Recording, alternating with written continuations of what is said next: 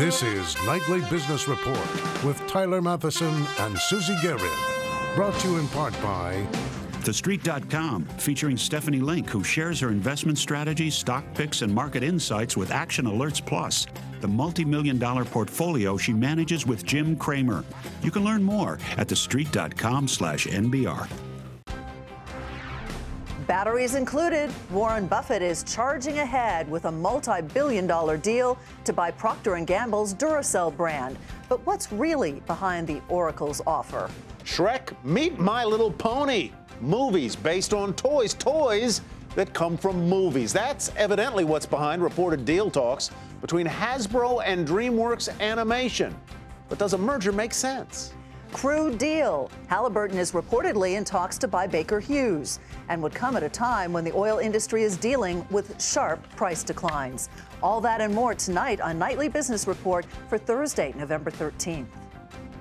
Good evening, everybody. I'm Sue Herrera. Susie Garrett is off tonight. Welcome, everybody. Nice to have you here, Sue. A day of deals, one confirmed, two in the discussion stage, and all helping to push the Dow to a fresh all-time closing high.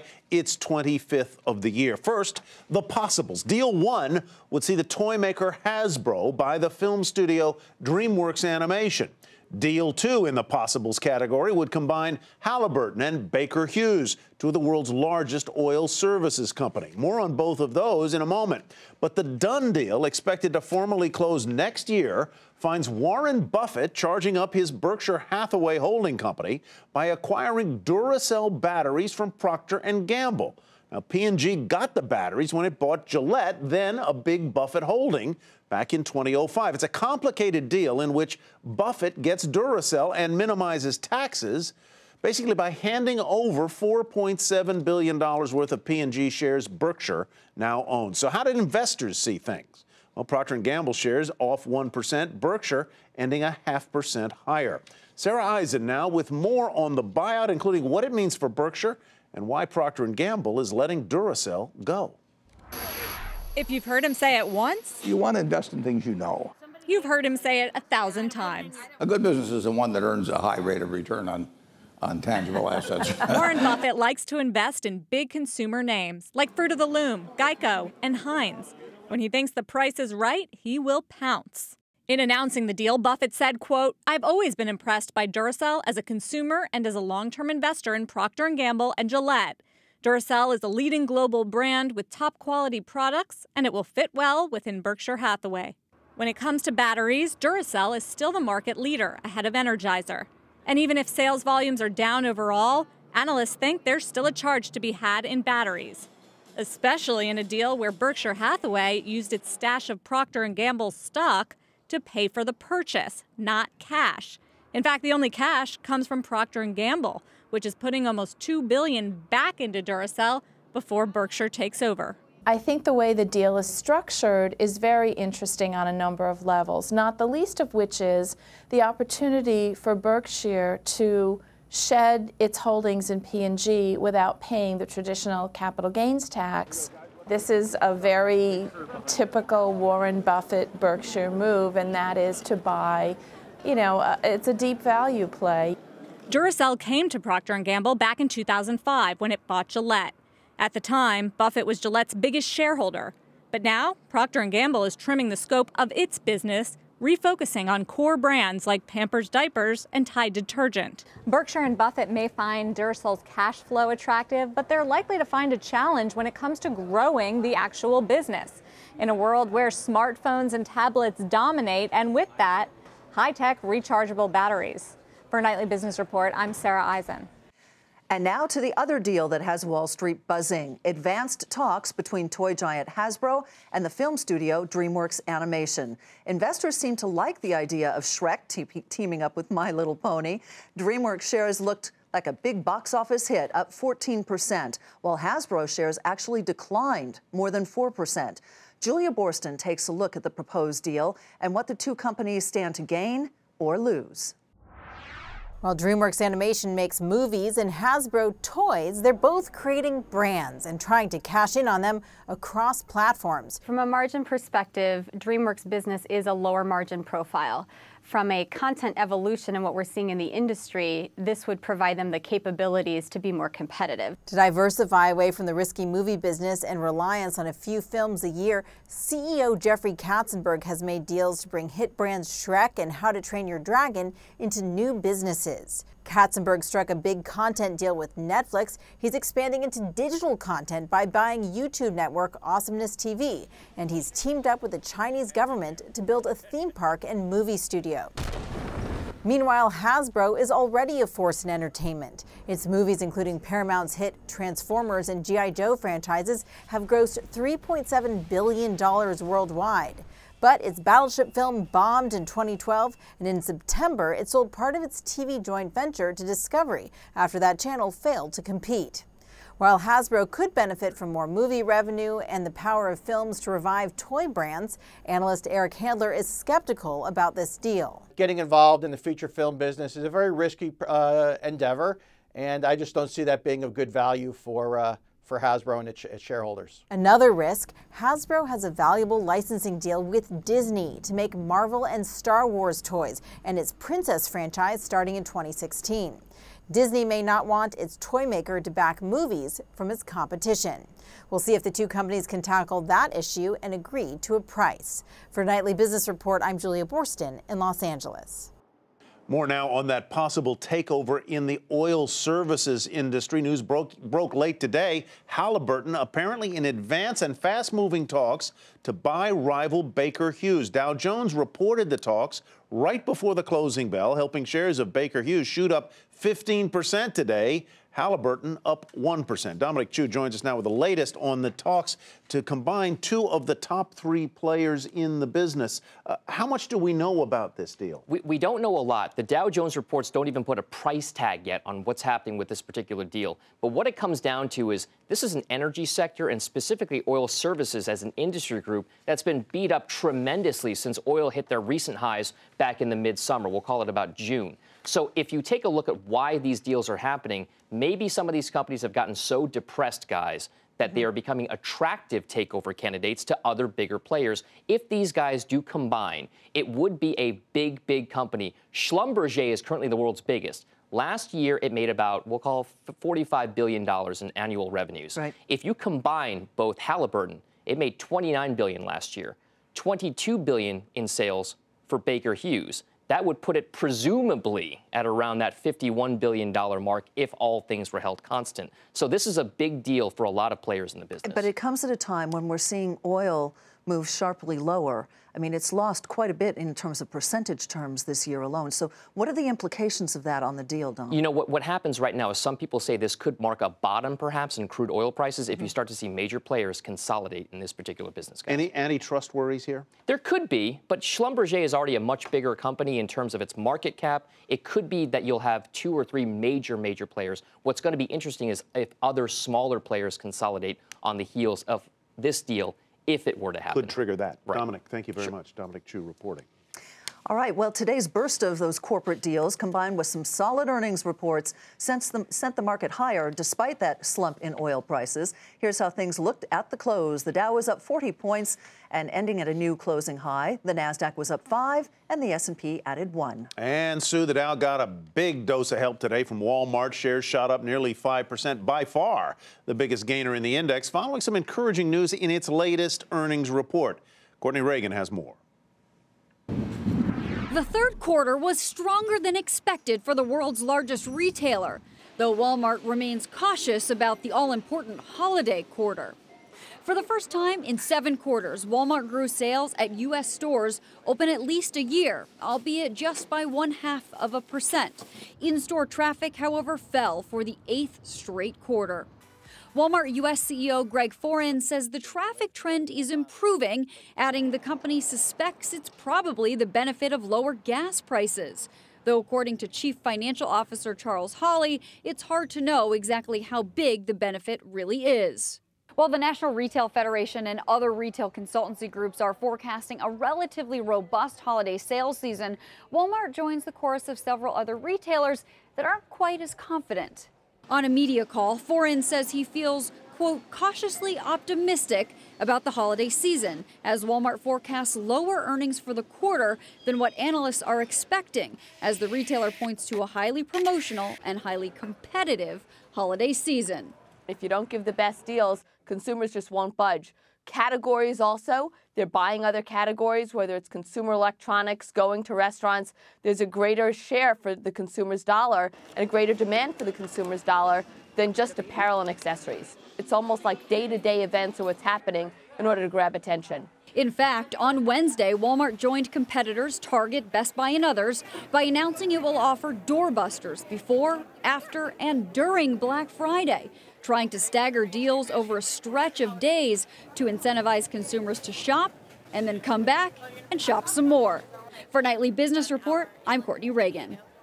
Another big retailer posting better than expected earnings after the bell was Nordstrom, beating on the top and bottom lines thanks to a jump in sales last quarter. Shares were initially higher in after-hours trading, even though the company did trim its full-year earnings outlook. Well, stop me if you've heard this one before. Oil prices falling again today. Now a new four-year low, right around $74 a barrel. Domestic crude tumbled nearly 4% to hit that roughly $74 level. Lower oil prices are welcome news, of course, for the airlines, since fuel is the industry's biggest expense.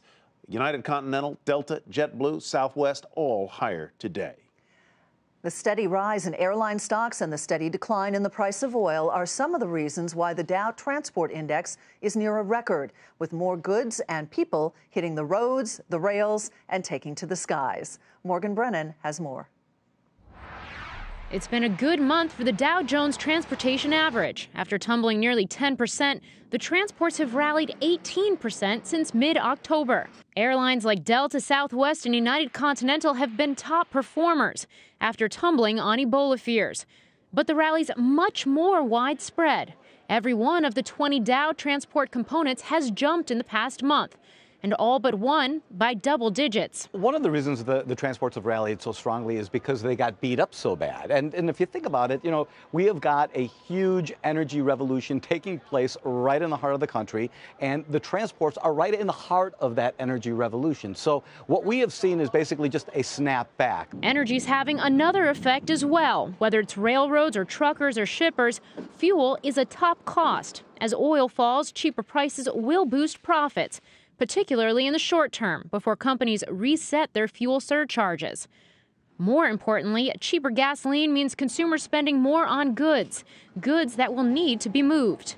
Volumes have been growing across all modes of transport, and analysts expect that to continue, helping all the players, including freight rails like Union Pacific and CSX, and truckers like Ryder and J.B. Hunt. Still, at current prices, some experts think the recent rally has made these stocks expensive. Well, we certainly think transports could be overbought here due to the emotion in the market. We see U.S. stocks prevailing from a global perspective, but to see people pile in the way we have in the last couple of weeks and see those type of gains, those aren't sustainable. But as peak shipping season gets underway, these companies will continue to be a focus.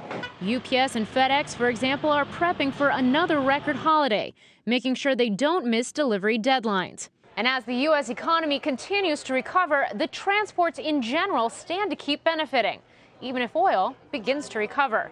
For Nightly Business Report, I'm Morgan Brennan.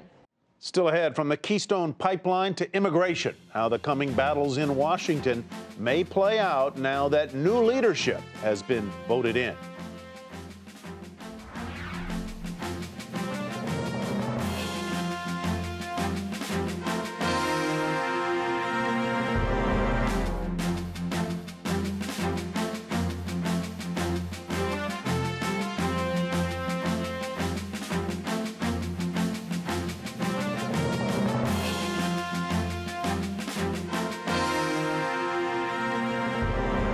Some mixed news on the jobs front. First-time jobless claims rose by 12,000 last week, a bit more than expected. But the number of claims is still near 14-year lows. Also out, the Labor Department's latest survey on job openings and labor turnover, which shows more than 5 million Americans were hired in September, the most in 1 month since December of 2007, and that more Americans quit their jobs that month. They're apparently confident that they'll be able to get a new one. Ty? Uncle Sam kicked off the new budget year on the wrong foot. The nation's budget deficit ballooned to $122 billion in October. That's up 34% from the same month a year ago. Part of the reason for the increase is that November 1st fell on a Saturday, and $41 billion in federal payments designated for the new month were sent out a few days early during the month of October. A changing of the guard in Washington today. In a closed-door session, Kentucky Republican Mitch McConnell was unanimously voted in as the Senate's majority leader-elect. Today, McConnell had some tough words for the president in the wake of last week's Republican rout in the midterm elections. I've been very disturbed about the way the president has proceeded in the wake of the election, whether it was his intervention on net neutrality, his apparent decision to move ahead on immigration with executive orders, the rather ridiculous agreement with the Chinese. Let me tell you who did get the message, and that was Senate Democrats. I think they got the message on the Keystone Pipeline, and I think that's why you've seen the current Democratic majority in the Senate have an epiphany and decide to allow a vote they've been blocking. And just today, the Republican-led House debated a bill that would approve more construction along the long-delayed Keystone Pipeline. Eamon Javers joins us now from Washington with more on the Keystone controversy and what else is on the sort of agenda for the president and the lawmakers as we go into the lame duck. So, Eamon, where does the Keystone issue go from here? The House is apparently going to have a vote, and next week, the Senate is going to have a vote. Yeah, that's right, Tyler, and it won't surprise you to learn that there are politics involved in all of this. Behind the scenes, what's at stake here is a Louisiana Senate seat. Senator Mary Landrieu is going into a runoff with her Republican opponent, who is a member of the House of Representatives. And so what Landrieu is hoping to do, because the Keystone Pipeline is so popular in her state, is push that through in the Senate side. She's been on the floor today and yesterday trying to get that vote done. She got an agreement for it to happen on Tuesday. She's a Democrat, though, and a lot of Democrats have seemed to walk away from their opposition to Keystone in order to give Mary Landrieu a legislative victory that she can tout going into that December runoff. So politics here at play, the House trying to jump ahead of Mary Landrieu with her Republican opponent announcing a bill and hopefully, from their perspective, getting the political credit down in Louisiana for it. So let me ask you a follow-up on the Keystone thing. This is all balled up not only in politics, but if the Congress goes ahead and votes approval, which many people think it will do, does that mean that the president will, A, veto the bill? Will he have to go along with it? It's tied up in that kind of struggle and also in struggles in Nebraska courts. Yeah, that's right. I mean, the court issue is one complication.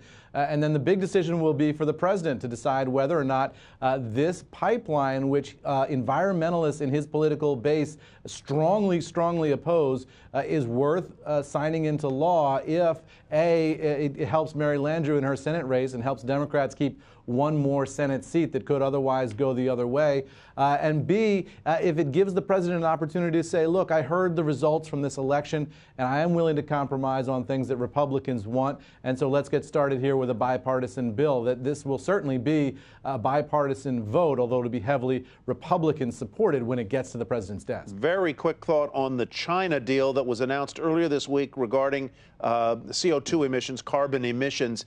Is Congress likely to try and undo that, block it, slow it, what?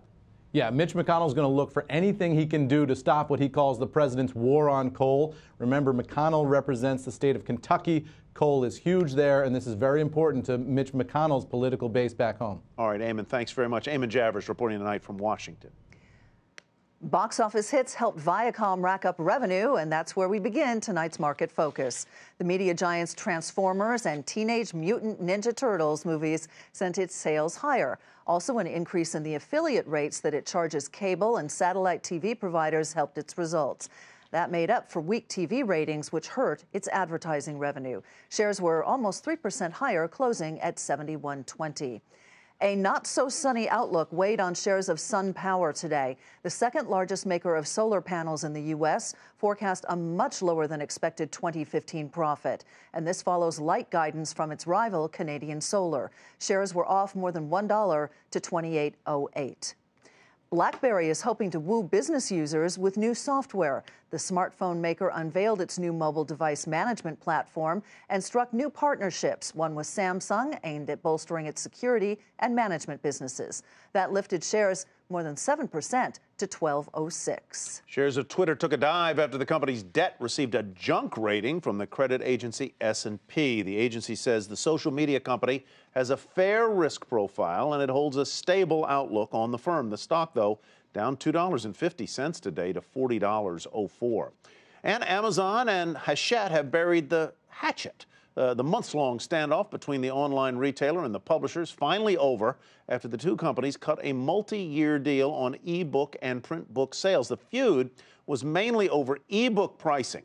Under the new terms, Hachette will set consumer prices but stands to get a bigger cut the more it discounts. The deal goes into effect in 2015. Shares of Amazon up more than 1.5% to $316.48. UPS shares fell after the delivery company forecast 2015 earnings below expectations. The CEO also told investors that it's going to return $30 billion to shareholders over the next 5 years. Still, shares down slightly to $107.79. And coming up, what to do when your startup is too small for regular office space and too big for a home office. How the sharing economy is helping to solve a common problem faced by entrepreneurs.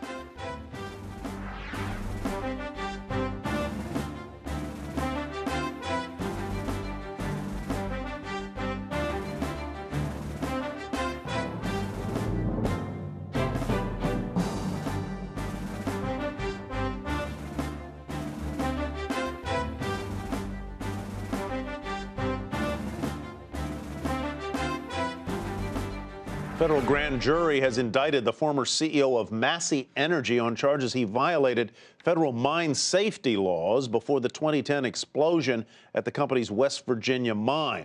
Other charges include making false statements to the SEC and securities fraud. Some mixed news in the national student debt crisis. The Institute for College Access and Success reports that the average loan debt for college graduates is now more than $28,000 nationwide. That is up 3% from last year to a total of $1.2 trillion. The study also shows that although college costs are increasing at a higher overall rate than inflation, some schools are starting to hold the line on hiking tuition. Well, a new wave of startups and entrepreneurs in the so-called sharing economy are no longer working out of garages or coffee shops. Instead, the new trend is renting shared office space, which companies like Airbnb, Reddit, and BuzzFeed have all done. Sharon Epperson has more. What's all the ruckus about? Ask entrepreneur Monik Bhan, who launched this app that offers tickets to various events at a discount. His journey to becoming a startup CEO began in his New York City apartment. We did that in the beginning, and we tried to, do that as far as we could to kind of conserve capital. And then when we kind of maybe hired 2 or 3 people, it just wasn't working anymore to fit everyone in a small space like an apartment. He tried running his business out of slightly larger venues. At one point, we worked out of a coffee shop for about a week. That was interesting. Difficult to leave your computer at a seat and then run to the restroom. Someone's got to watch it, so there's a lot of logistical problems. Too big for a home office, too small to rent office space on his own. Yes, good morning. Like many startups, Bond's company was facing initial growing pains, expanding fast but constrained by physical workspace and a need to keep overhead costs low. This is what we want to do, right? Yeah, I agree with that. More freelancers and entrepreneurs are opting to set up shop in co-working spaces where they can rent a cubicle, an office, or a suite month to month and get access to office resources. It's still a relatively new concept that you can run your own business from a laptop with a Wi-Fi connection. There's only so far you can take that if you're working in your garage or on your couch. Co-working spaces like New York City's The Yard or WeWork, now in 6 U.S. cities and London, offer amenities at a relatively low cost. A receptionist, conference rooms, kitchen, lounge areas, free Wi-Fi, coffee, tea, and at WeWork, even beer on tap. Rental terms are flexible too. Entrepreneurs can upgrade their space as their company expands, like Ruckus did. Well, that's a company that in 1 year went from an idea to having 7 employees, to having real cash flow, and I think, if I'm not mistaken, their expectancy next year is to go north of 10 or maybe even 15 employees. For many entrepreneurs, one of the most coveted amenities of shared spaces is sharing information and ideas in the hallways, lounges, or by connecting virtually. If they're searching for a member, they can find anybody they want. If they're searching for a company, if they want a specific business. WeWork has its own social networking app, connecting thousands of its members and updating entrepreneurs about new offerings like group health insurance. They basically take a lot of the logistical challenges you might face as a startup out of the equation and just let you focus on building your business. The best part of working in a shared space, Bond says, is the community. There's no book that tells you how to build a tech startup. But being around others who are doing the same helps. For Nightly Business Report, I'm Sharon Epperson. And finally tonight, Fortune magazine is out with its annual list of the top people in business. Coming in third place, John Martin, CEO of drug maker Gilead Sciences. At number 2, Apple CEO Tim Cook for all of those must-have products. And in first place, Google co-founder and CEO Larry Page, called the world's most ambitious chief executive for spearheading things like driverless cars and space flight. Well, remember when Google was basically just to search the internet and YouTube videos? Not anymore. Not anymore. They run my in phone. Any way, shape, or form. They sort of run my life. Yeah, that's scary. All right, that does it for Nightly Business Report for tonight. I'm Sue Herrera in for Susie. And I'm Tyler Matheson. Thanks for joining us tonight. We'll see you back here tomorrow night. Nightly Business Report has been brought to you in part by TheStreet.com, featuring Stephanie Link, who shares her investment strategies, stock picks, and market insights with Action Alerts Plus, the multi-million-dollar portfolio she manages with Jim Cramer. You can learn more at TheStreet.com/NBR.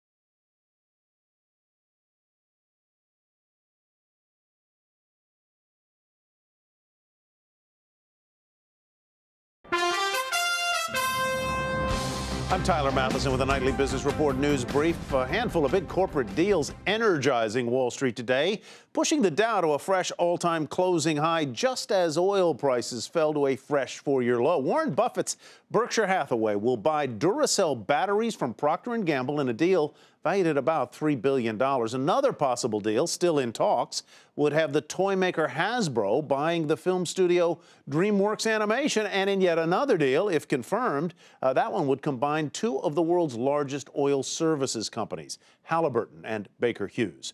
That burst of merger talk, along with strong earnings and sales data from Walmart, helped to lift the markets. At the close, the Dow up 40 points, fresh all-time high.